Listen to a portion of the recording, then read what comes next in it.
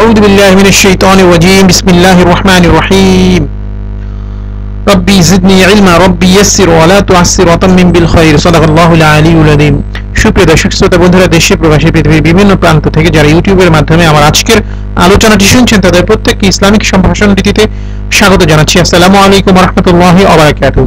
বন্ধুরা, আমরা প্রতিনিয়ত স্বাস্থ্য এবং পুষ্টি সংক্রান্ত বিভিন্ন তথ্যপত্র নিয়ে আপনাদের সামনে ভিডিও উপস্থাপন করে থাকি। তাই ধারাবাহিকতায় আমরা আজকে আলোচনা করব আমাদের অত্যন্ত পরিচিত একটি খাদ্য, যেটা দেখতে ব্যাঙের ছাতার মতো কিন্তু যার নাম হচ্ছে মাশরুম।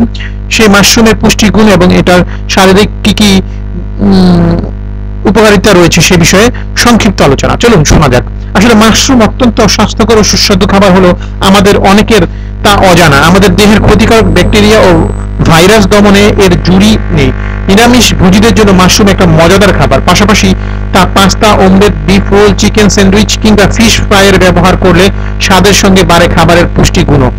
চলুন জেনে নেওয়া যাক সুস্বাদু এই মাশরুমের অজানা সব পুষ্টিগুণ সম্পর্কে। আসলে মাশরুম সম্পূর্ণরূপে চর্বিহীন একটি খাদ্য। এতে শর্করা কম এবং আঁশ বেশি থাকায় ডায়াবেটিক্স রোগীদের জন্য আদর্শ খাবার।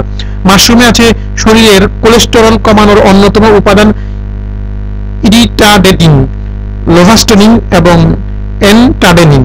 নিয়মিত মাশরুম খেলে হৃদরোগ ও উচ্চ রক্তচাপ নিরাময় হয়। মাশরুম স্থূলতা কমাতেও সাহায্য করে। জন্ডিস, রক্ত স্বল্পতা, ডেঙ্গু জ্বরে মাশরুম উপকারী। মাশরুমে এমন কিছু উপাদান রয়েছে যা ক্যান্সার, এইচআইভির মতো জীবনঘাতী রোগ রোধেও কাজ করে থাকে। চিকিৎসার ক্ষেত্রে মাশরুম যেমন উপকারী তেমনি উপকারী অর্থনৈতিক ক্ষেত্রেও। মাশরুমে আছে প্রচুর ক্যালসিয়াম, আয়রন, পটাশিয়াম, সেলেনিয়াম। সেলেনিয়ামের উপাদানটি শুধু মাছই পাওয়া যায়। যারা পুরোপুরি নিরামিষ ভোজী তারা মাশরুমের মাধ্যমে এই উপকারী উপাদানটি গ্রহণ করতে পারেন। মাশরুমে রয়েছে প্রচুর পরিমাণে ভিটামিন বি, যা খাদ্যকে গ্লুকোজে রূপান্তরিত করতে সাহায্য করে, আর গ্লুকোজ থেকেই তৈরি হয় আমাদের দেহের শক্তি। ভিটামিন বি খাদ্য বিপাক প্রক্রিয়াকেও সক্রিয় করে থাকে। সুতরাং যে সমস্ত ভাই ও বন্ধুরা এখনো মাশরুম খাননি তারা মাশরুম খেতে পারেন। মাশরুম খুবই একটি সুস্বাদু খাবার। মাশরুমের মাধ্যমে বিভিন্ন তরিতরকারিও বানানো যায়। এছাড়া মাশরুম আপনি চপ বানিয়েও খেতে পারেন, আরো অনেক ভাবে খেতে পারেন ইনশাআল্লাহ। আশা করি আমাদের আজকে আলোচনা শোনার পরে আপনারা মাশরুম খাওয়ার প্রতি আগ্রহী হবেন। যদি আমাদের আলোচনা ভালো লাগে এবং মনে হয় এটা অন্যদের জন্য উপকারী, তাহলে শেয়ার করে দিবেন। তাহলে অনেক ভাই বোন এটা শুনে উপকৃত হবে এবং মহান রব্বুল আলামিনের প্রতিদান আপনাকে দিবেন। আমাদেরকে আপনাদের মতামত জানাবেন কমেন্ট সেকশনে লিখে। ভালো লাগছে না মন্দ লাগছে সবকিছুই জানাবেন। আর অন্য কোনো বিষয় জানতে চাইলে সেটাও আমাদেরকে জানাবেন।